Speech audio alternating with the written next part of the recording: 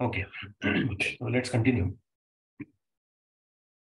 Previous जो couple of lectures हमने discuss किए जिसमें हम कैलोरीमेट्री से रिलेटेड कुछ कंसेप्ट्स को देख रहे थे। इन पर्टिकुलर कहा जाए तो स्पेसिफिक हीट्स और लैटेंट हीट पर हमने पर्टिकुलरली बात की। ऑफ कोर्स इसके साथ साथ बहुत सारी छोटी छोटी टर्मिनोलॉजीज हमने डिस्कस की, melting, boiling, phasor diagram, heating curve और ऐसे फंडामेंटल एस्पेक्ट्स हमने डिस्कस। तो आज के लेक्चर में हम इससे रिलेटेड कुछ न्यूमेरिकल्स करेंगे। तो जो न्यूमेरिकल आज हम डिस्कस करने वाले हैं आज और hopefully in the coming lecture, 2 lecture मैं न्यूमेरिकल लूंगा इसके। ये नीट या जेई के लिए काफी इंपॉर्टेंट टॉपिक है। मल्टीपल टाइम्स अराउंड मैं कह सकता आवाज कम करो, यस मैं कह सकता हूं कि अब तक पिछले एग्जामिनेशंस में 10 बार तो ऐसा हुआ है कि इस टॉपिक पर क्वेश्चन बना है। ओके, तो कुछ एक particular concept about specific heat and about latent heat हमको प्रॉपरली यहाँ पे अप्लाई करना होता है। Before we directly start with the numericals, मैं कुछ चीजें यहाँ पर पहले स्पेसिफाई करना चाहता हूँ। जैसे कि अगर हम स्पेसिफिक हीट के बारे में बात करें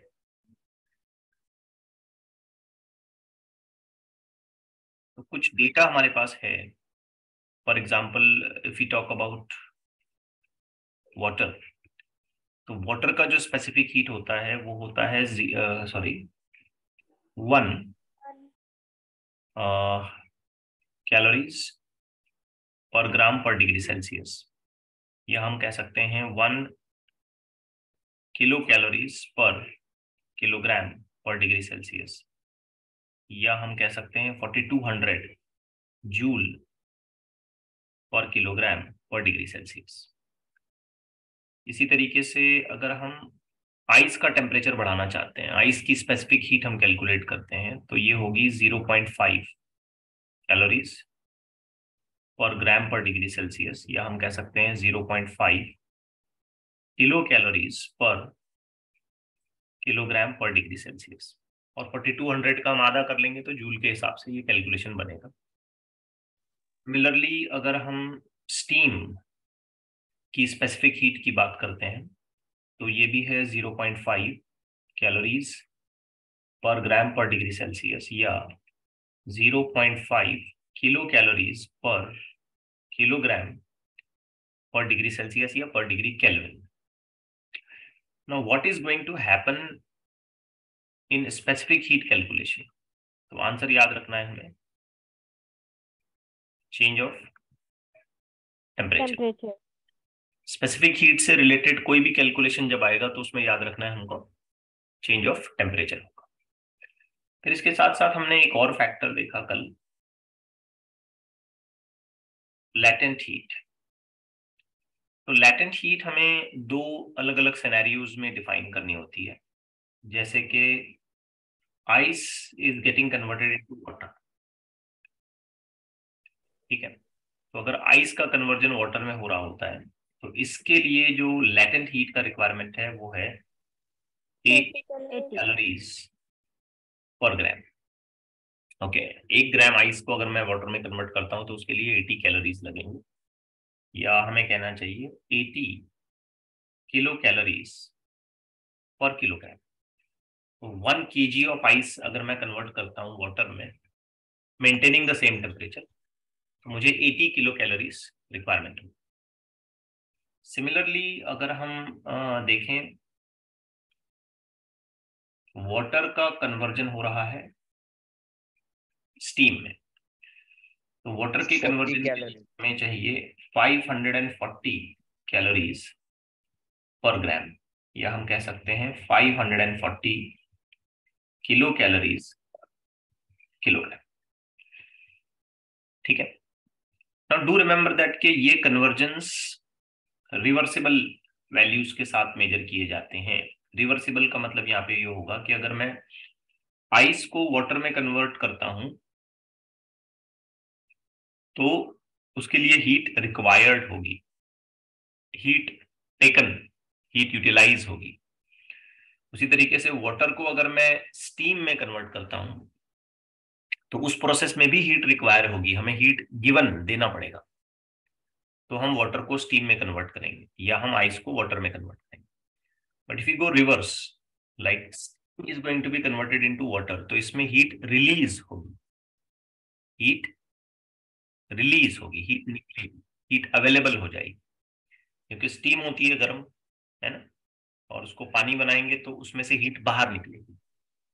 यस सर। आइस से वाटर की तरफ जा रहे हैं तो हीट रिक्वायर्ड है, ठीक है, हीट चाहिए हमको ऐसा करने के लिए। बर्फ को पिघलाना है तो हीट देना पड़ेगा, वाटर को स्टीम बनाना है तो इसके लिए भी हमें हीट रिक्वायर्ड है, हमें हीट देना पड़ेगा, ठीक है, हम हीट सप्लाई करेंगे तब वाटर स्टीम में जाएगा।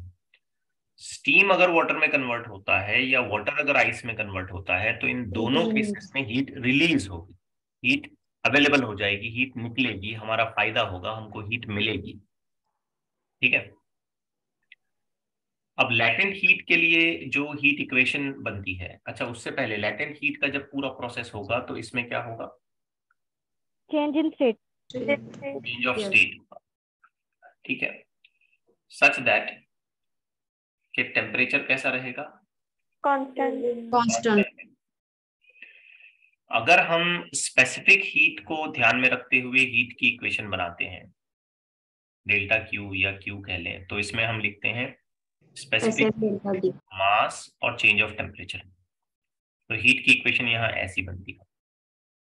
और अगर हम लैटेंट हीट के लिए हीट की इक्वेशन बनाते हैं तो यहाँ हीट की इक्वेशन बनती है मास इनटू लैटेंट हीट। तो किसी भी तरीके का प्रॉब्लम हमारे सामने आए तो हमें हीट सही सेंस में लिखने आना चाहिए। एक बात ये, बेस्ड ऑन स्पेसिफिक हीट है तो हमें ये इक्वेशन लिखनी आनी चाहिए, बेस्ड ऑन लेटेंट कन्वर्जन है यानी कि चेंज ऑफ स्टेट है तो हमें इस फॉर्म में इक्वेशन लिखनी आनी चाहिए। दूसरा, हमें ये समझ आ जाना चाहिए कि हीट कब रिलीज हो रही है और हीट कब एब्जॉर्ब हो रही है, ठीक है। टेम्परेचर अगर बढ़ता जा रहा है तो हीट एब्जॉर्ब होगी, टेम्परेचर घटता जा रहा है तो हीट रिलीज होगी। आइस से वाटर की तरफ जा रहे हैं या वाटर से स्टीम की तरफ जा रहे हैं तो हीट एब्जॉर्ब होगी, स्टीम से वाटर की तरफ आ रहे हैं या वाटर से आइस की तरफ जा रहे हैं तो हीट रिलीज होगी। इस प्रोसेस में आइस वाटर कन्वर्जन में हम कहते हैं fusion, latent heat of fusion, और वाटर स्टीम के प्रोसेस में हम कहते हैं लैटेंट हीट ऑफ वेपोराइजेशन, ठीक है।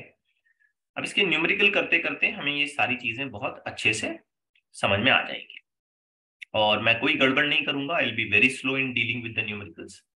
और ट्रिक्स की तरफ ध्यान देना है, जो जो बातें मैं आपको बताऊंगा उनकी ट्रिक्स आपको अच्छे से समझना है। आइए पहला क्वेश्चन करते हैं। एक आयन का ब्लॉक है हमारे पास और इस आयन के ब्लॉक का मास जो है वो 2 किलोग्राम है, ठीक है। अब ये 10 मीटर की हाइट से नीचे गिर जाता है। After colliding with the ground it loses 25% of its energy to the surrounding, then find the temperature raised of the block. तो सिचुएशन जरा समझने की कोशिश करिए कि ऐसे 10 मीटर हाइट, ठीक है, तो यहां से ऊपर 10 मीटर हाइट पर ये आयन का ब्लॉक था हमारे पास।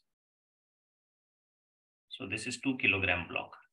Now this block is suppose to fall down, ये नीचे गिरेगा, ठीक है।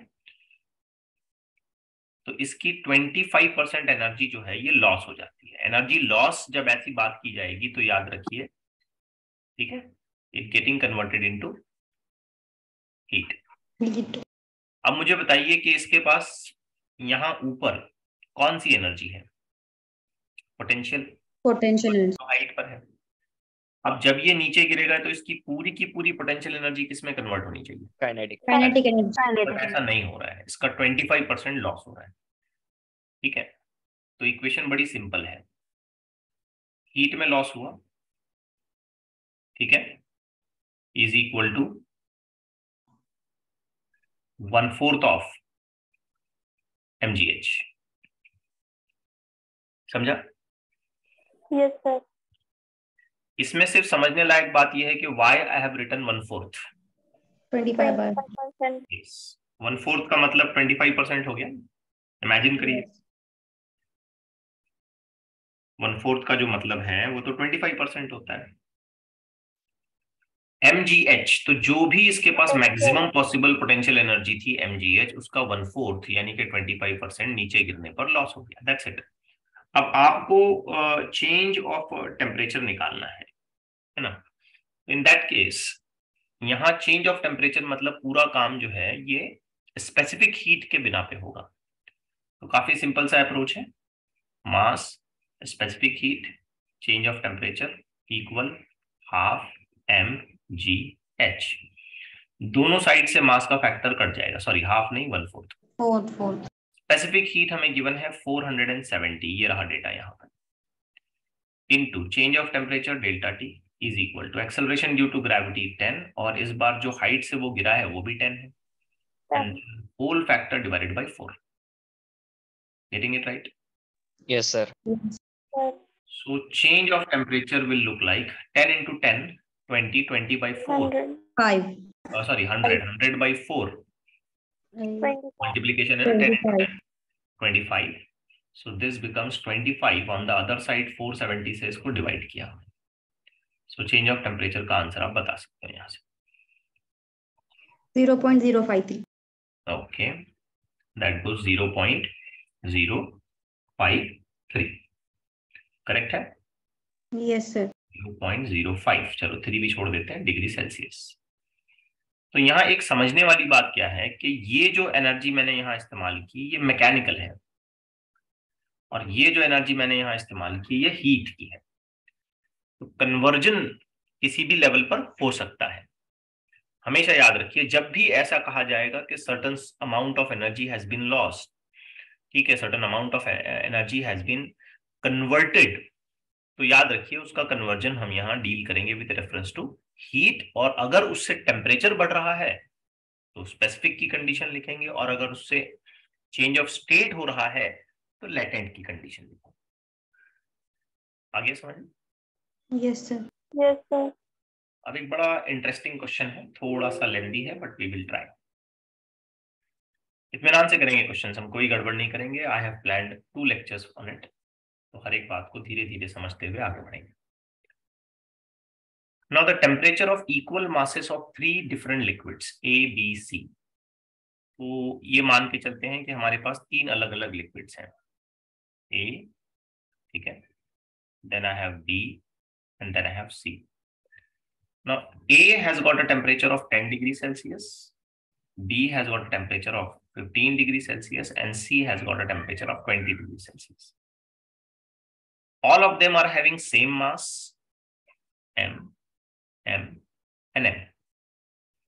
Now the question says the temperature when A and B is mixed। A और B को मिक्स करते हैं तो टेम्परेचर आ जाता है 13 डिग्री सेल्सियस। अब देखो जब मैं A और B को मिक्स करूंगा, ठीक है, तो कॉम्बिनेशन ऐसा बनेगा A प्लस B का मिक्सचर, ठीक है। तो इनका कॉमन जो टेम्परेचर आता है वो कितना आता है? 13। ध्यान से देखो तो B इनिशियली 15 पे था, तो B ने टेम्परेचर लूज किया, और A इनिशियली 10 पे था, टेम्परेचर गेन किया। मतलब किसी ने हीट को गेन किया और किसी ने हीट को लूज किया। तो कंडीशन तो ऐसी बनेगी, exchange of heat is equal to exchange of heat और A एंड B। समझे नहीं समझे? Yes, sir. Yes, sir.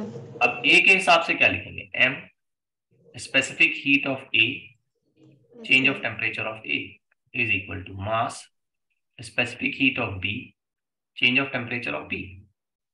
Yes, sir. Correct है? Yes. दोनों साइड से मास का फैक्टर तो निकल गया। A का टेम्परेचर 10 था, अब कितना हो गया? 13। डेल्टा TA कितना आएगा? 3SA। करेक्ट है? B का टेम्परेचर कितना था? 15, अब कितना हो गया? 13। तो change of temperature of B कितना हो गया? -2 माइनस नहीं लिखेंगे, माइनस नहीं लिखेंगे। कल जो मैं सिखाया हूँ उस बात को जरा याद रखिए, माइनस नहीं लेना यहाँ। अब क्वेश्चन और आगे जा रहा है कि जब बी और सी को मिलाया जाता है तो 16 आ जाता है। तो जब बी और सी को मिलाए, तो ये मैंने बी प्लस सी किया तो टेम्परेचर आता है 16। बताइए क्या लिखना चाहिए? Delta Q of A by B is equal to heat exchange of C. अब बी 15 पर था और इसका टेम्परेचर 16 हो गया मिक्सचर में जाने के बाद, और 20 पर था और इसका टेम्परेचर 16 हो गया, मतलब सी ने हीट को लूज किया और बी ने हीट को गेन किया। इक्वेशन बनी M S B delta T B is equal to M S C delta T for C. Mass factor दोनों साइड से कटेगा। बी के लिए करस्पॉन्डिंग टेम्परेचर रेज कितना हुआ है? 1 डिग्री, यानी कि हमें लिखना चाहिए S of B equal C के लिए करस्पॉन्डिंग टेम्परेचर चेंज 4 तो ये आ गया 4 टाइम्स। यहां भी एक रिलेशन हमको मिलती है। अब क्वेश्चन और आगे बढ़ता है और हमसे ये कहता है कि अगर हम ए और सी को मिला दें तो मिक्सचर का टेम्परेचर क्या होगा। तो ये मैंने ए और सी को मिला दिया, ए प्लस सी। लेट से मिक्सचर का टेम्परेचर टीएम बन जाता है, टी मिक्सचर। तो मुझे क्या लिखना चाहिए? Heat exchange for A should be equal to heat exchange for C, correct? Yes, what should I write? M S of A delta T. ठीक है। हमें ये देखकर भी समझ में आएगा कि ये 10 पर है, ये 20 पर है, तो मिक्सचर का टेम्परेचर 10 से ज्यादा होगा और 20 से कम होगा। मतलब Tm minus 10 equal M S C minus Tm। समझने की कोशिश करिए। Yes sir. इस डिफरेंस को मैं Tm माइनस 10 लिखूंगा क्योंकि Tm 10 से ज्यादा होने वाला है। ये बिल्कुल लॉजिकल बात है। 10 और 20 का मिक्सचर बनाएंगे तो temperature of the mixture will be more than 10, however less than 20। अब दोनों साइड से मास फैक्टर कट गए, ठीक है। Now think on it. Here I have to write s of a, Tm minus 10 is equal to s of c 20 minus Tm।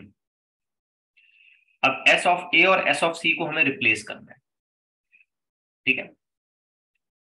अगर मैं इस equation का इस्तेमाल करता हूं तो मैं लिख सकता हूं S B is equal to 3/2 times of S A. Yes sir. और अगर मैं इस इक्वेशन का यूज करता हूं तो मैं लिखूंगा 1/4 times of S A is equal to 4 times of S C, यानी कि S of A is equal to 8/3 times of S C. Am I correct in writing this? Yes sir. अब ये जो एस ए है वो इस equation में यहां लाइए, यहां सब्स्टिट्यूट करिए इसे, तो क्या बनेगा? 8/3 SC Tm minus 10 is equal to again SC and 20 minus Tm.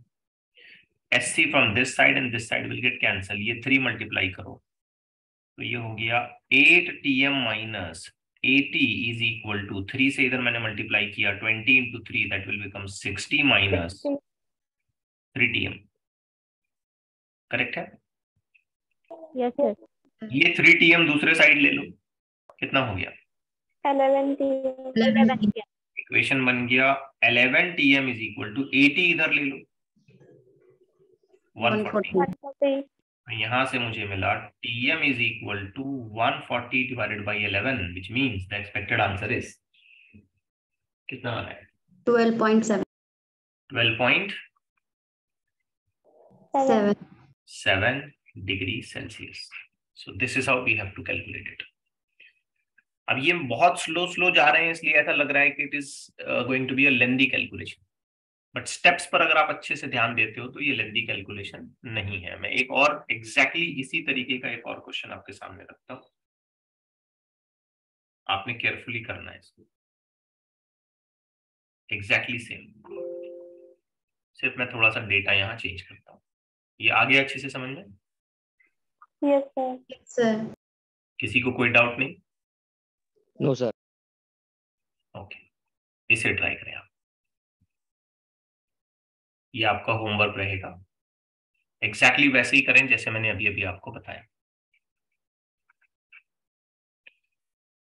Okay, A B C 12, 19 और 28, A B mixture 16, Yes, sir. B C mixture 23, then what is the value for a mixture of A सी?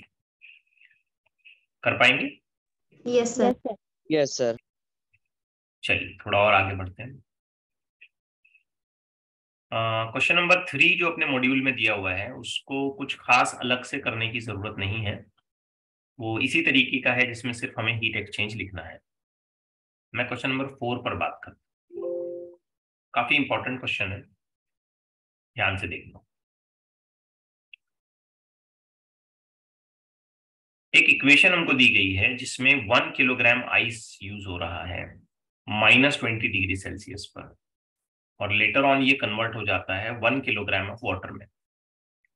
और ऐसा करने के लिए हम क्या करते हैं, कुछ हीट इसको प्रोवाइड करते हैं, और वो भी आइस जो -20 पे था उसको हम कन्वर्ट करते हैं वाटर जो 100 डिग्री सेल्सियस पर है। तो हमें ये पता करना है कि कितना हीट रिक्वायर होगा ये सारा स्टेट चेंज करने के लिए। तो जरा ध्यान से देखिए, हम शुरुआत करते हैं 1 किलोग्राम आइस के साथ जिसका टेम्परेचर है -20 डिग्री सेल्सियस, और हम एंड करते हैं किस पर? यस, वाटर पे। वो भी 1 किलोग्राम, और उसका टेम्परेचर है 100 डिग्री सेल्सियस। तो अब ऐसा करने के लिए हमें एक पूरा प्रोसेस अडॉप्ट करना पड़ेगा, ठीक है? इसके बहुत सारे स्टेप्स होंगे, ऐसे ही नहीं हो पाएगा ये, इसमें बहुत सारी स्टेप्स होंगी। अब ध्यान से सुनिए क्या क्या। सबसे पहले हम आइस को आइस रहने देंगे, लेकिन उसका टेम्परेचर घटाएंगे 0 डिग्री सेल्सियस, ठीक? पहली स्टेप। आइस अभी आइस ही है, लेकिन हमने उसका टेम्परेचर कितना किया? 0। -20 से हमने उसको किया 0। दूसरी स्टेप आएगी जिसमें हम आइस को कन्वर्ट करेंगे वाटर में, लेकिन उस वाटर का टेम्परेचर हम कितना रखेंगे? 100। नहीं, 0 डिग्री। ठीक है, आइस का कन्वर्जन वाटर में, लेकिन वाटर का टेम्परेचर 0 रहेगा। तो ये दूसरी स्टेप होगी। और तीसरी और फाइनल स्टेप में हम उस वाटर को 100 डिग्री सेल्सियस पे लेके जाएंगे। तो ऐसे इसके 4, आप कह सकते हो 1, 2, 3, 3 स्टेप्स है। अब बेटा सोच समझ के केयरफुली बताना, ये जो पहली स्टेप है इसमें स्टेट चेंज नहीं हुआ है, यस। Yes. सिर्फ टेम्परेचर चेंज है ना? Yes sir. ये स्पेसिफिक हीट के फॉर्मूले से सॉर्ट आउट किया जाएगा। हाँ। Yes. ये यस जो सर। दूसरी स्टेज है, दूसरा जो कन्वर्जन है, State change हो गया है, temperature नहीं। Latent heat, temperature constant latent heat, लेकिन स्टेट चेंज हुआ है, तो ये Latent heat. किया जाएगा। latent heat, और जो तीसरी स्टेज है यहाँ पे, इसमें Specific. स्पेसिफिक हीट से काम specific करना पड़ेगा, heat. क्योंकि इसमें स्टेट चेंज नहीं हुआ है, सिर्फ टेम्परेचर चेंज हुआ है, तो ये स्पेसिफिक हीट से है। अब देखिए यही मैं इसको निपटा देता हूँ। पहली स्टेप में मुझे हीट देना पड़ेगा, स्पेसिफिक के हिसाब से कैलकुलेशन कर रहा हूं, आइस के लिए 0.5 into 1 kilogram into change of temperature 20, यानी के 10 किलो कैलोरीज। अब आप बोलेंगे सर आपने ये क्या लिखा? Yes, sir. समझा sir. Delta Q is equal to delta Q है। SMT. M delta T. S माने स्पेसिफिक हीट, तो मुझे ये डेटा अच्छे से याद रखना पड़ेगा कि अगर मैं आइस की स्पेसिफिक हीट किलोग्राम के मास रेफरेंस में कन्वर्जन कराता हूं तो वो 0.5 किलो कैलोरीज लेता है। मास 1 किलोग्राम है और चेंज ऑफ टेम्परेचर 20 है, तो सिर्फ इतना प्रोसेस पूरा करने के लिए मुझे 10 किलो कैलोरीज को खर्च करना पड़ेगा। 10 किलो कैलोरीज की हीट जोड़नी पड़ेगी, देनी पड़ेगी। अब आते हैं सेकंड स्टेज पर। सेकंड स्टेज में आइस वाटर में कन्वर्ट होता है, वो भी 1 किलोग्राम है, ठीक है।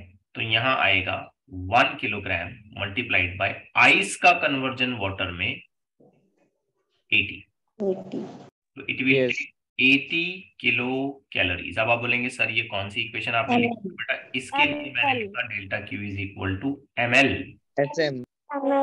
ml ये काम जो हो रहा है ये स्पेसिफिक हीट के लिए हो रहा है और ये काम जो हो रहा है ये लैटेंट हीट। Yes sir. अब लास्ट में आती है तीसरी स्टेप, जिसमें हमें 100 एक बार टेम्परेचर को चेंज कराना है। 100 तो 1 into 1 kilogram in change of 100 temperature 100, तो टोटल आएगा 100 किलो कैलोरीज। तो इस प्रोसेस में वाटर की स्पेसिफिक हीट मुझे इस्तेमाल करनी है। इक्वेशन इस तरीके से लगेगी, स्पेसिफिक हीट के लिए वाटर 1 किलो कैलोरी, मास 1 किलोग्राम और चेंज ऑफ टेम्परेचर 0 से 100 यानी कि 100, तो ये मल्टीप्लीकेशन के बाद 100 आएगा। अब अगर हम बहुत केयरफुली देखें कि टोटल ऐसा करने में हमें कितनी हीट इनपुट करनी पड़ी, कितनी हीट हमें देनी पड़ी, इनपुट आउटपुट, इनपुट यहां देना पड़ रहा है हमको heat, okay. Given taken, heat gain और लॉस, इससे सिंपल वर्ड ऐसे होगा कि इनपुट और आउटपुट समझें। इनपुट मतलब हमें हीट देना पड़ रहा है, आउटपुट मतलब हमें हीट वहां से मिल रही है, ठीक है। तो फिलहाल तो देना पड़ रहा है, तो टोटल हीट जो मुझे कि वो करनी पड़ेगी 190 किलो कैलोरीज। ये मेरा आंसर हो।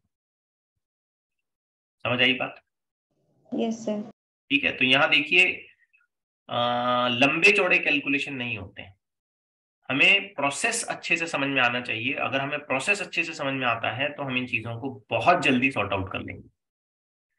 ओके, तो ये क्लियर हुआ सबको?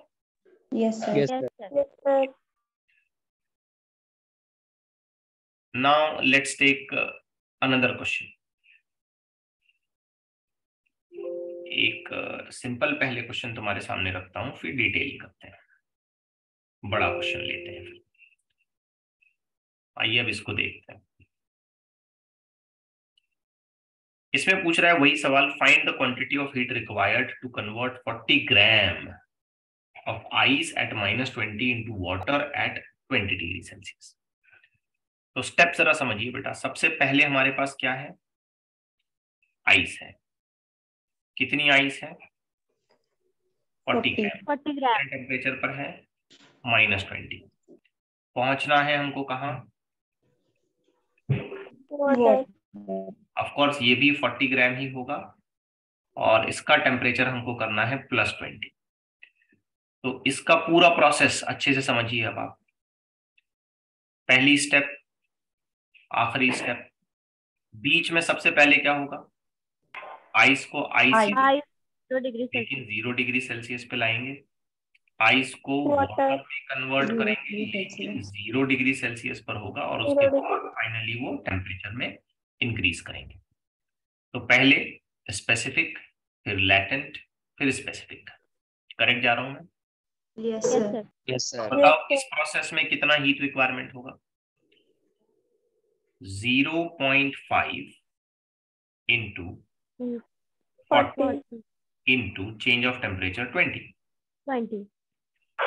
ठीक है, फिर एक बार यही फॉर्मूला मैं ले रहा हूं, लेकिन इस बार ग्राम्स में कैलकुलेशन कर रहा हूं। तो 0.5 40, तो टोटल कैलकुलेशन अगर मैं करूं, ये आंसर आएगा 400 कैलोरीज, नॉट किलो कैलोरीज। यहाँ किलो में इसलिए आया क्योंकि मास किलोग्राम में था, यहाँ ग्राम में मास है इसलिए कैलोरीज आएगा। सेकंड स्टेप, लेटेंट हीट का कैलकुलेशन। मास कितना? 40 ग्राम। ये कैलकुलेशन, मास 40 और लेटेंट हीट कितनी? 80। 120 कैलोरी। 8 इंटू 4 1200। 3200। क्या कर रहे हो? 32 3200 कैलोरीज, ठीक है। Yes, 3200 कैलोरीज, कैलोरीज क्योंकि मास, यस, ग्राम में। ग्राम्स में। तीसरा और आखिरी कैलकुलेशन, इसमें टेम्परेचर इंक्रीज कराना है। तो स्पेसिफिक हीट वाटर की 1, 1 mass 40 gram, change of temperature 20, change of temperature 20, 0 से +20 यानी कि चेंज ऑफ टेम्परेचर 20, कितना हुआ? 800। 800 कैलोरीज। तो आप देख सकते हैं कि इन सब को मिला के फाइनली जो आंसर आएगा, 4200 यस, ये 3200 ये 800 मिलके कितना हो गया? 4400 4400 कैलोरीज, नॉट किलो कैलोरीज, ध्यान से देखना, कैलोरीज है ये। तो इतना टेम्परेचर, सॉरी, इतनी हीट रिक्वायरमेंट होगी अगर हम ये प्रोसेस पूरा करना चाहते हैं। तो ये आपको समझ आ रहा है कैसे कैसे जा रहे हैं? Yes, sir. yes sir okay, अब आइए एक बड़ा ही इंटरेस्टिंग सा क्वेश्चन करते हैं, लेंदी रहेगा, ध्यान से सुनना है सबने। Statement of the question is very very small, छोटा सा वन लाइनर है, लेकिन क्वेश्चन का सॉल्यूशन काफी लेंदी है। 1 kilogram ice at 20 degree Celsius is mixed with 1 kilogram of steam। अब यहाँ दो अलग अलग सब्सटेंसेस या स्टेट्स को हम लोग मिक्स करते हैं। स्टीम को मिक्स किया आइस के साथ -20 डिग्री सेल्सियस। तो find the equilibrium temperature and mixture content. Mixture content का मतलब कितनी स्टीम बचेगी, कितना आइस बचेगा, कितना पानी बनेगा, ऐसे पूछा। अब देखो, स्टीम क्या करेगी? हीट इनपुट करेगी, नहीं, हीट आउटपुट करेगी, वो हीट देगी वो अपने को, है ना। Yes. yes sir और आइस क्या करेगी? हीट लेगी, Input. absorb हीट एब्जॉर्ब करेगी आइस। तो स्टीम से मिलने वाली हीट अगर आइस ने एब्जॉर्ब करना शुरू किया, स्टीम से मिलने वाली हीट अगर आइस ने एब्जॉर्ब करना शुरू किया, तो आइस पिघल के पानी बन जाएगा। Yes. yes sir yes और वो पानी गर्म होके वापस से स्टीम बन सकता है हाँ Yes. है ना। ऐसा बहुत सारा प्रोसेस हो सकता है। तो पहले ये देखते हैं कि इस आइस को वाटर एट 100 डिग्री सेल्सियस ले जाने में कितनी हीट हमें चाहिए, और ये स्टीम जो 200 डिग्री सेल्सियस है, इसको वाटर एट 100 डिग्री सेल्सियस पर लाने के लिए कितनी हीट ये दे सकता है, कितनी हीट इसके पास से निकलेगी। क्योंकि आइस वाटर बनेगा और गर्म होगा, जबकि स्टीम आइस के साथ मिक्स होके ठंडी हो जाएगी। cool yes तो स्टीम का कन्वर्जन होगा स्टीम से वाटर, जबकि आइस का कन्वर्जन होगा आइस से वाटर, ठीक है। अब जरा अच्छे से समझने की कोशिश करिए। I have got 1 kilogram of ice at -20 degree Celsius. तो इसका पहले बना, मान लो 1 किलोग्राम ऑफ वाटर, नहीं, पहले 1 kilogram of ice eight 0 degree Celsius, फिर बना 1 kilogram of water eight At 0 0 degree. Degree Celsius, फिर बना 1 kilogram of water at 100 degree Celsius. So this will be specific heat, this will be latent heat, this will be specific heat. यहां बता सकते हैं कितना value मिलेगा? 0.5 into 1 into 20 यानी कि 10 किलो कैलोरीज। आई होप आप समझ पा रहे हैं। yes sir 1 इंटू 80 यानी कि 80 calories kilo calories 80 kilo calories. यहाँ 1 इंटू 1 Into इंटू 100 यानी कि kilo calorie 100 किलो कैलोरीज। तो ये प्रोसेस पूरा होने के लिए मुझे 190 किलो कैलोरीज रिक्वायर्ड है, चाहिए मुझे। क्या स्टीम इतना मुझे दे सकता है? बिल्कुल, चेक करते हैं। तो मेरे पास 1 किलोग्राम स्टीम है जो कि है 200 डिग्री सेल्सियस। तो पहले इसका होगा 1 किलोग्राम का steam 100 degree Celsius. Direct zero पे कहां से लाओगे? जीरो तो आइस बन जाएगा। Yes sir. Yes, हाँ। sir. ठीक है, फिर इस 1 किलोग्राम स्टीम का बनेगा 1 kilogram of water water 100 degree at 100 degree 100 degree. Celsius. देखो फाइनल जो प्रोडक्ट मुझे मिल रहा है, फाइनल प्रोडक्ट मुझे यहाँ भी 1 kilogram of water at 100 degree Celsius मिल रहा है और यहाँ भी मुझे 1 kilogram of water at 100 degree Celsius मिल रहा है, बराबर। Yes sir. Yes. अब इसके लिए कैलकुलेशन करो। तो स्टीम पहले स्पेसिफिक हीट, बाद में latent heat. Latent. Specific heat कैसे समझ आता है? टेम्परेचर का चेंज। लैटेंट हीट कैसे समझ में आता है? State change. Temperature constant, state change. Steam का वाटर बना लैटेंट। तो पहले स्पेसिफिक कैलकुलेशन करते हैं। स्टीम की स्पेसिफिक हीट होती है 0.5। कितना मास? 1 किलोग्राम। चेंज ऑफ टेम्परेचर कितना? 80। 100। 80, 80. अरे सॉरी 100 200 से 100 है ना, सॉरी फॉर दैट। तो 100। तो पता चलता है कि यहां पर मुझे 50 किलो कैलोरीज अवेलेबल होता है, मिलता है। ये हीट मुझे मिलेगा ना, और ये हीट मुझे चाहिए। Yes sir. बर्फ को पिघलाना है, बर्फ का टेम्परेचर कम करके उसको पिघलाना है, तो मुझे हीट चाहिए।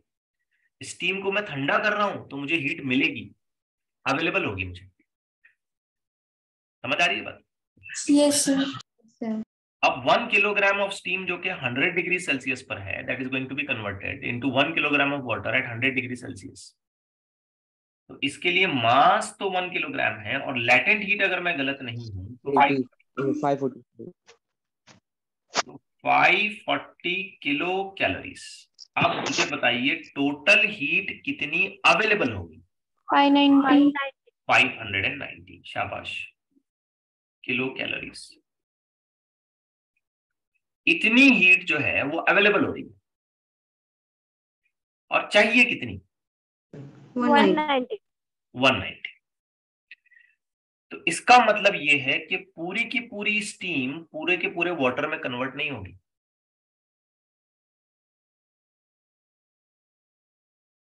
पूरे 1 किलोग्राम की स्टीम पूरा 1 किलोग्राम वाटर बनने की जरूरत नहीं है, क्योंकि मुझे कितनी हीट चाहिए? 190.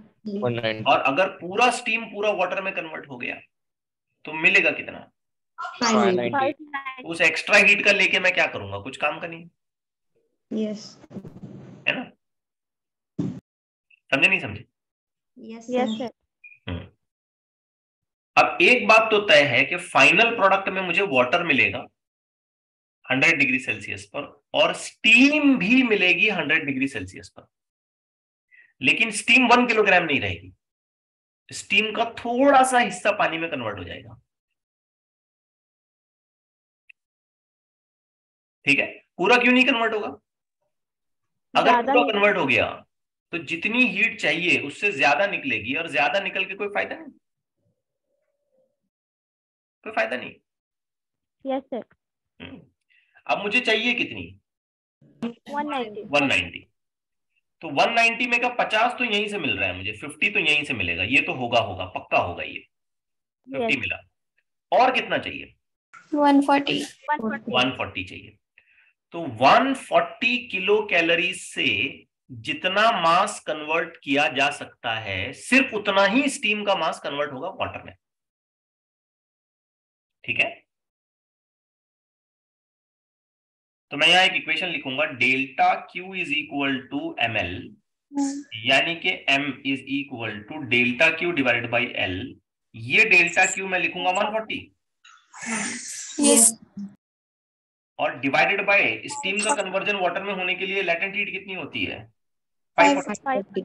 ये 0 0 काट दो तो आंसर आएगा 7/27 किलोग्राम।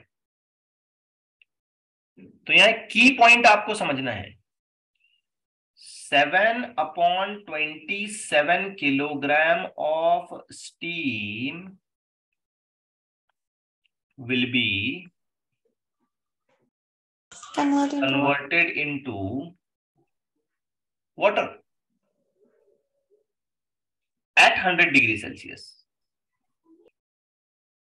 समझे बात को? Yes, sir. तो टोटल वाटर का मास कितना हो जाएगा? 190. नहीं, टोटल मास ऑफ वाटर। ध्यान से सुनो, 1 किलोग्राम ये 1 किलोग्राम आइस पिघल के, और स्टीम का कितना? 7/27. 1 + 7/27 यानी कि 34/27, 27 + 7 34/27 kilogram Yes. Water at 100 degree Celsius. और अब बताओ टोटल मास ऑफ स्टीम कितना होगा?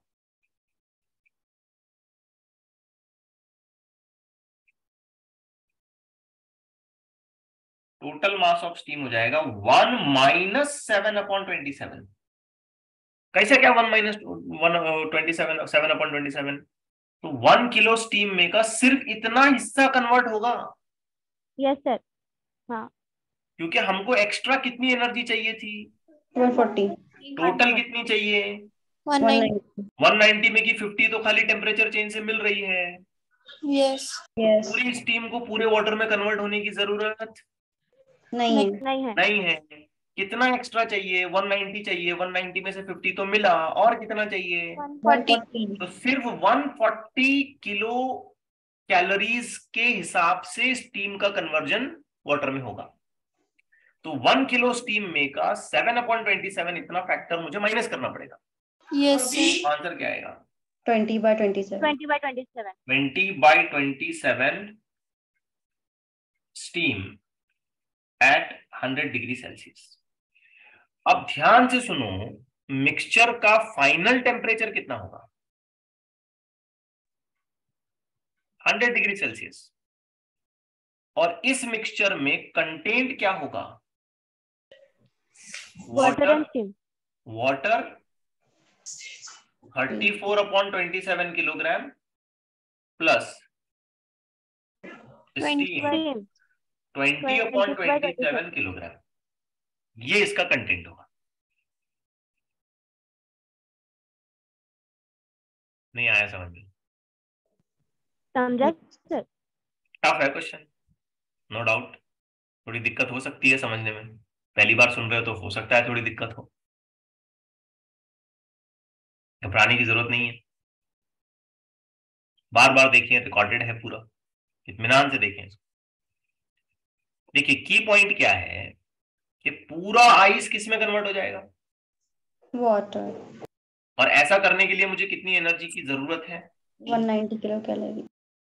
अब मैंने देखा कि अगर मैं पूरी की पूरी स्टीम को वाटर में कन्वर्ट करूं तो कितनी एनर्जी रिलीज होगी? 590. मुझे उतनी चाहिए ही नहीं। मुझे कितनी चाहिए? 190. 190 का 50 किलो कैलोरीज मुझे कहां से मिल रहा है? स्टीम टू स्टीम 200 से 100 आने पे। तो एक्स्ट्रा पूरा 1 किलोग्राम का स्टीम, पूरा 1 किलोग्राम का वाटर बनाने की जरूरत ही नहीं है। मुझे एक्स्ट्रा कितना चाहिए? और कितना चाहिए? एडिशनल कितना चाहिए? 140। तो सिर्फ 140 किलो कैलोरीज के हिसाब से स्टीम का मास वाटर में कन्वर्ट होगा। और 140 किलो कैलोरीज के हिसाब से स्टीम का कितना मास वाटर में कन्वर्ट होगा? तो आंसर है 7/27। और फाइनली देखा जाए तो वो वाटर भी 100 पर आ चुका है, स्टीम भी 100 पर आ चुका है, और ये वाटर भी 100 पर आ चुका है। इसलिए फाइनली मिक्सचर का टेम्परेचर क्या होगा? 100 डिग्री 100 ही होगा। ठीक है ना? यस. देखो अभी भी गड़बड़ है तो बताओ मुझे। Yes. Total mass of water. Steam 1 - 20. हाँ, स्टीम 1 - 7/27 क्यों आया, या टोटल मास ऑफ वाटर ऐसा क्यों आया, समझने की बात है। आइस से पूरा वाटर जाने तक मुझे कितनी एनर्जी चाहिए? 190. 190 चाहिए। फिर एक बार गौर से सुने, 190 किलो कैलोरीज चाहिए। अब स्टीम अगर मैं पूरी वाटर में कन्वर्ट कर लूं तो मुझे कितनी एनर्जी मिल सकती है? 590। तो क्या मैं 190 चाहिए और जानबूझ के 590 क्रिएट कर दूंगा? नहीं। नहीं, नहीं करूंगा। मैं जितनी चाहिए उतनी ही क्रिएट करूंगा। यस। तो सबसे पहली स्टेप, 1 किलोग्राम का स्टीम जो कि 200 पे था, वो आ गया 1 किलोग्राम का स्टीम जो कि 100। 100 कितना मिला? 50 190 चाहिए, उसमें का कितना मिला? 50 हाँ, तो बचा कितना? 140 140 बचा। अब मैं ये देखूंगा कि कितनी स्टीम को मुझे वाटर में कन्वर्ट करना पड़े ताकि मुझे 140 डिफरेंस मिल सके। यस। तो मैंने लैटेंट हीट का इक्वेशन इस्तेमाल किया। तो mass is equal to heat upon latent heat. मुझे कितनी हीट चाहिए? 140 140। लैटेंट हीट ऑफ इसे कहेंगे लैटेंट हीट ऑफ वेपराइजेशन, है ना? वो यस। कितनी है? 540 डिवाइड करा तो आंसर कितना आया? 7/27 मतलब मैं कितनी स्टीम को वाटर में कन्वर्ट करूंगा? 7/27 7/27 किलोग्राम को ही कन्वर्ट करूंगा, बराबर। तो Yes. स्टीम में से कितना कम हुआ? 1 किलो स्टीम में से कितना पानी बना? 7/27 यस इसलिए माइनस किया। यस यस और इस 1 किलो पानी में कितना और पानी ऐड हुआ? 1 ये स्टीम 25 जो पानी बनेगा वो भी तो पानी में मिल जाएगा ना, वाटर में मिल जाएगा ना। यस। तो 1 किलो पानी तो मेरे पास पहले से था जो आइस पिघल के आ गया था। और स्टीम का कितना पानी बना? 7/27 तो 1 किलो में ये 7/27 मुझे प्लस करना पड़ेगा ताकि मुझे वाटर का टोटल मास मिले। Yes sir. Yes sir. समझे नहीं समझे? ये 1 किलो वाटर में जो कि मुझे बर्फ से मिल रहा है, आइस से मिल रहा है, उसमें मुझे वो मास भी ऐड करना पड़ेगा जो स्टीम का मैंने पानी बनाया, स्टीम का वाटर बनाया। तो स्टीम का कितना पोर्शन मैंने वाटर बनाया? 7/27 हाँ, तो टोटल वाटर कितना हुआ? 1 + 7/27। 1 प्लस पूरा स्टीम नहीं बना ना पानी, यस कितना बना? 7/27 तो 1 प्लस। समझे नहीं समझे? Yes sir. और यहां माइनस क्यों कर रहा हूं? बिकॉज उसको क्योंकि मेरे पास कितना स्टीम माइनस टोटल हुआ? 1 किलोग्राम थी। मैं टोटल 1 किलोग्राम को वाटर नहीं बना रहा हूं, सिर्फ और सिर्फ 7/27 को वाटर बना रहा हूं। तो 1 किलो स्टीम में से 7/27 माइनस करूंगा तो उतना स्टीम बचेगा। Yes sir. ये जो 2 बच्चों ने डाउट पूछे थे, क्लियर हुआ? Yes sir. ओके। अब देखो, ये आप लेक्चर मिस करोगे, ऐसे ही सुनोगे तो कहां समझ में आएगा? आ चुके हैं ये क्वेश्चन एग्जामिनेशन में। जो एब्सेंट है उनको बता दो भाई क्या क्या हुआ। ओके, अब यहां और दिमाग चलाइए। 5 ग्राम आइस है जो कि 0 डिग्री सेल्सियस पर है और इसको मिक्स किया गया 5 gram of steam eight 100 degree Celsius. तो फाइनल टेम्परेचर क्या होगा पूछ रहा है। अब दोनों निकालते हैं, टेम्परेचर भी निकालते हैं, कंटेंट भी निकालते हैं। आ जाओ। तो सबसे पहले शुरू करते हैं 5 किलोग्राम ऑफ आइस से, सॉरी 5 ग्राम ऑफ आइस। कितना टेम्परेचर पर है? 0 पर। 0 तो सबसे पहले क्या होगा, ये 5 ग्राम वाटर बनेगा, टेम्परेचर अभी भी 0। 0। उसके बाद ये बनेगा 5 ग्राम वाटर और टेम्परेचर 100 होगा 100। डिग्री सेल्सियस टेम्परेचर 100 होगा। पहला प्रोसेस होगा लैटेंट और दूसरा प्रोसेस होगा स्पेसिफिक। आइस से वाटर लैटेंट, वाटर से वाटर टेम्परेचर इंक्रीज स्पेसिफिक। अब यहां लैटेंट के लिए बताओ, मास 5 ग्राम 80। बेटा लैटेंट का कैलकुलेशन ml, स्पेसिफिक का कैलकुलेशन SM डेल्टा T। तो 5 × 80 कितना हुआ? 400 कैलोरीज। कैलोरीज ग्राम में काम चल रहा है। ग्राम में yes yes yes yes sir. Water से वाटर 100 डिग्री सेल्सियस, तो मास 5 वाटर का specific heat 1, change of temperature 100, तो टोटल कितना हुआ? 500 कैलोरीज। अब मुझे बताओ टोटल 900 कितना हीट 900 चाहिए? 900 की 900 कैलोरी। 900 कैलोरीज हमको चाहिए। क्या हमको स्टीम दे सकता है? आइए देखते हैं निकालना पड़ता दे सकता है कि नहीं दे सकता है, निकालते हैं। तो हमारे पास है 5 ग्राम का स्टीम, और वो भी कितने डिग्री सेल्सियस पर है ये? 100। अब इमेजिन करो कि ये पूरा का पूरा 5 ग्राम वाटर में कन्वर्ट हो गया, और वो भी किसमें? 100 डिग्री सेल्सियस में। तो लेटेंट का मामला होगा या स्पेसिफिक का मामला होगा? लेटेंट। लेटेंट। अब लेटेंट के हिसाब से कैलकुलेशन बताओ। 5 into 540, yes sir, 5 into 540, yes बताओ कितना होगा? 2700 कितना? 2700 2700 700 कैलोरीज। अरे भाई मुझे 900 चाहिए, यस और यहां अगर मैं टोटल पूरा कन्वर्जन करा लूंगा तो 2700 आएगा। तो क्या पूरा Yes. 5 ग्राम स्टीम कन्वर्ट कराने की जरूरत है? नहीं है। नहीं है। तो क्या करें? एक छोटा सा कैलकुलेशन करते हैं। Delta Q is equal to M into L. ml कितनी Yes, हीट चाहिए? 900 900 900 ही चाहिए, क्योंकि यहाँ स्टीम पहले से 100 पर है। ठीक है। मास लैटेंट हीट कितना? 540। 540 तो m is equal to 900 divided by 540। बताओ 540 ये 0 0 कट गया, 540 900। बताओ डिवीजन क्या होगा? 1.6 1.66 1.6 ग्राम बराबर। यस सर तो क्या टोटल 5 ग्राम वाटर में कन्वर्जन की जरूरत है क्या? नहीं नहीं है। सिर्फ कितना कन्वर्जन करना पड़ेगा? 1.6 1.6 ग्राम। अब मुझे बताओ, सोच समझकर अच्छे से ध्यान दे के बताओ कि टोटल वाटर कितना निकलेगा इसमें?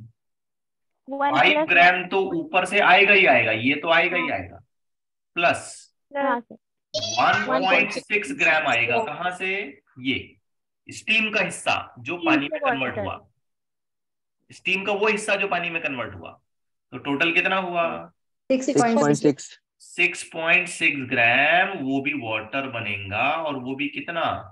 100 डिग्री सेल्सियस। 100 डिग्री से अब बताओ कि मिक्सचर के अंदर स्टीम कितनी रहेंगी? तो तुम्हारे पास कितनी थी पहले? 5 ग्राम। उसमें से तुम माइनस करोगे ना। 5 ग्राम स्टीम का 1.6 ग्राम पानी में कन्वर्ट हुआ। अरे हाँ या ना? यस सर तो बचा कितना?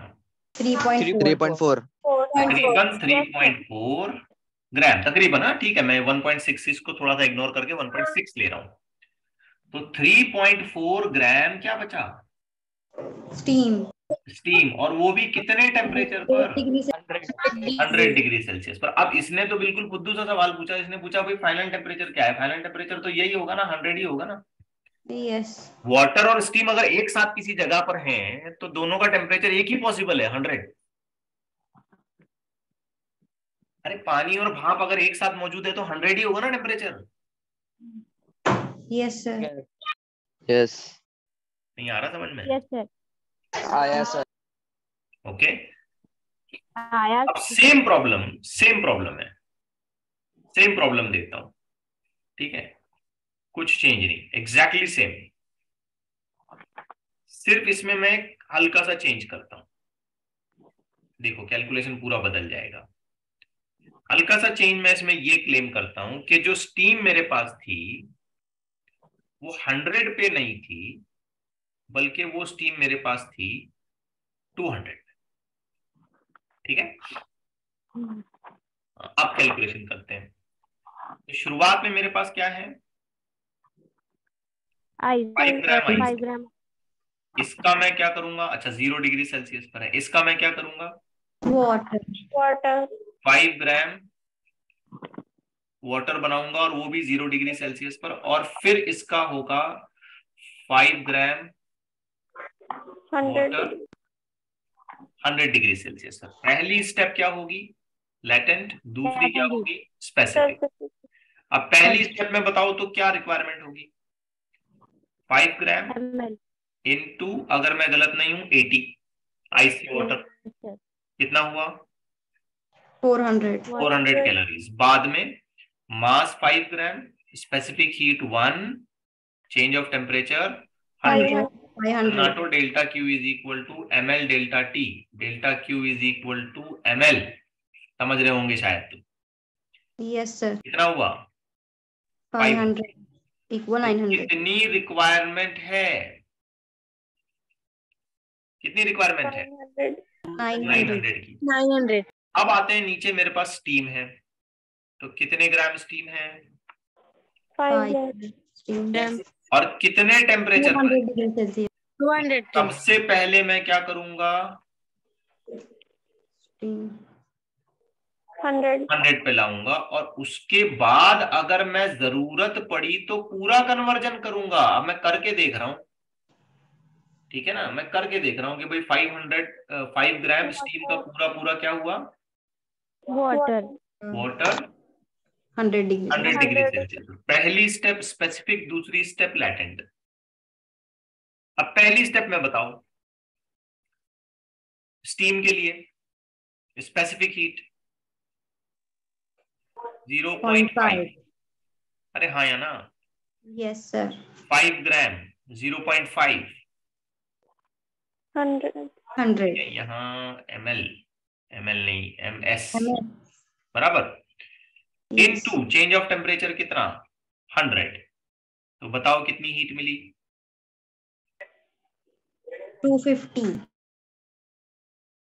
250 कैलोरीज। फिर बाद में लैटेंट के हिसाब से ये 5 ग्राम इनटू 540, बताओ कितनी मिली? 2700 टोटल कितनी हीट अवेलेबल हो रही है? अभी अपन रोज बात करेंगे तो बुला रहे हैं। माइक ऑफ रखो। टोटल कितनी हीट अवेलेबल हो रही है? 950 2700 प्लस 250 कितना हुआ? 2950 कैलोरीज। इतनी हीट मुझे मिलेगी, अवेलेबल है मेरे पास, और मेरी रिक्वायरमेंट कितनी है? 900। तो क्या मैं बेकार में पूरा काम कर लूं? नहीं करूंगा। नहीं। अब सोचो 900 में से 250 तो यहीं से मिल जाएगा, तो पहली स्टेप तो अलाउड होगी, ये स्टेप अलाउड हो जाएगी, चलो पूरी। ओके, सही है? यस सर तो 900 में की 250 तो मुझे यहीं से मिलेगी, चेंज ऑफ टेम्परेचर से मिल जाएगी। अब मुझे और कितनी एक्स्ट्रा चाहिए? और कितनी चाहिए एक्स्ट्रा? तो 900 माइनस 250 कितनी चाहिए और एक्स्ट्रा? 650 बराबर। यस सर तो क्या मैं पूरा का पूरा 5 ग्राम स्टीम वाटर में कन्वर्ट करा लूं? नहीं। तो मैं क्या करूंगा? Delta Q is equal to ml, m is equal to delta Q divided by L. m is equal to delta Q कितना लूंगा मैं? 650 डिवाइडेड बाई एल कितना? 540। डिवाइड करिए इसे, बताइए कितना चाहिए? 1.2 ग्राम। तो क्या पूरी की पूरी 5 ग्राम स्टीम मुझे वाटर में कन्वर्ट करानी चाहिए? नहीं कितनी कन्वर्ट कराऊंगा? 1.2 ग्राम ओनली 1.2 ग्राम स्टीम। तो 1.2 gram of steam at 100 degree Celsius will be converted into water at 100 degree water at 100 degree Celsius। अब बेटा सोच समझ के बताओ कि मेरे पास टोटल वाटर कितना होगा? 1.2 प्लस टोटल वाटर कितना होगा? तो सोचो, 6.2 5 ग्राम ग्राम आइस तो पूरा कन्वर्ट हो जाएगा वाटर में, बराबर। यस और इस 5 ग्राम स्टीम का कितना हिस्सा कन्वर्ट होगा वाटर में? 1.2 ग्राम।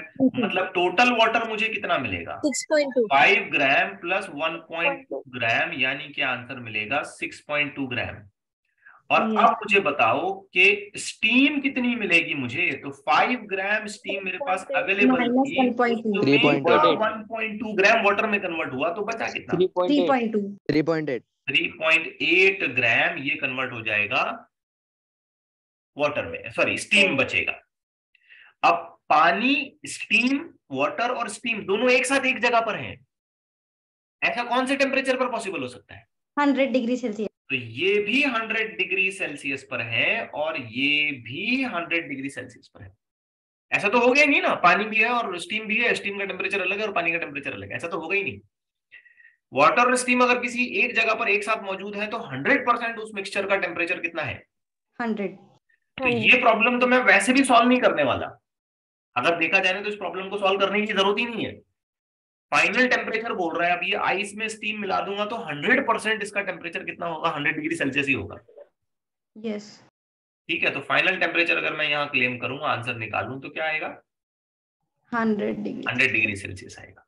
लेकिन कंटेंट भी हम निकाल रहे हैं, दिख रहा है कितना पानी, कितना स्टीम, कितना आइस, कंटेंट भी निकालने की कोशिश कर रहे हैं। आ रहा है समझ में? Yes, sir. ओके, तो ये कुछ क्वेश्चंस थे जो बिगिनिंग में आज हम लोगों ने ट्राई किए। मे भी मुझे इस पे 2 और लेक्चर लेने पड़े, जिस हिसाब से हम लोग चल रहे हैं, जितनी स्पीड से हम लोग चल रहे हैं, मुझे हो सकता है 2 और लेक्चर लेने पड़े। तो हम लेंगे, 2 लेक्चर की जरूरत है तो 2 लेक्चर लेंगे, बट इन चीजों को जरा अच्छे से समझने की कोशिश करिए।